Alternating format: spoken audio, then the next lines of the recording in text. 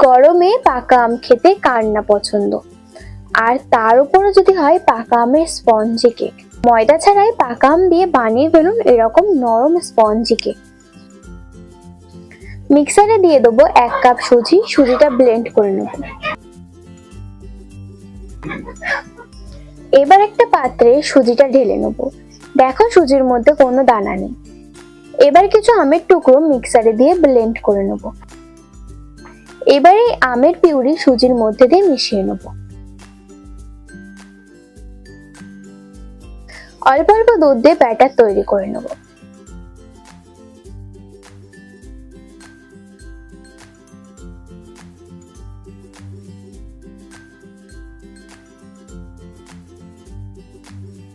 এবার দিয়ে দেবো 5 চামচ মতো সাদা তেল আর 1 বাটি মধু। আপনারা চাইলে মধুর বদলে চিনিও ব্যবহার করতে পারেন। আর দেবো 1/2 চামচ বেকিং পাউডার আর 1/2 চামচ বেকিং সোডা। সব ভালোভাবে মিশিয়ে নেব। এই কেকটি ডায়াবেটিস ও সুগার পেশেন্টের জন্য একদম পারফেক্ট। ব্যাটারটির ঘনত্ব ঠিক এরকম হবে, না হবে খুব পাতলা, না হবে খুব গাঢ়। এবার একটা খাতার পিসটা টিফিন কোণের মতো গোল করে কেটে নেব।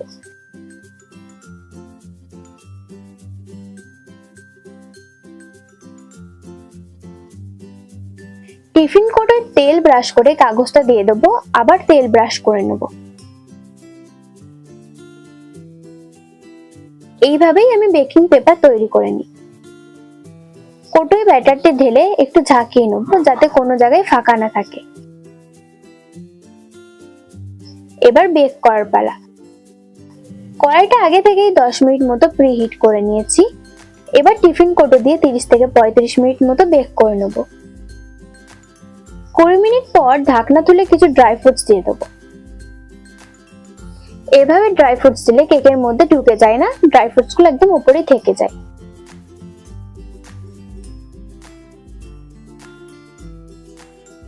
পঁয়ত্রিশ মিনিট পর একটা কাঠির সাহায্যে দেখে নেব।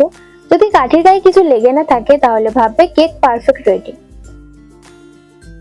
এবার নামিয়ে ঠান্ডা করে নেব।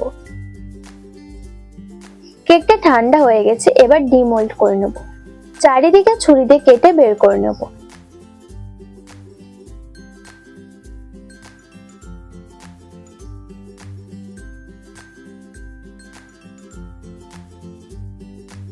দেখো কেকটা কতটা নরম স্পঞ্জি হয়েছে আর দেখতেও অসাধারণ।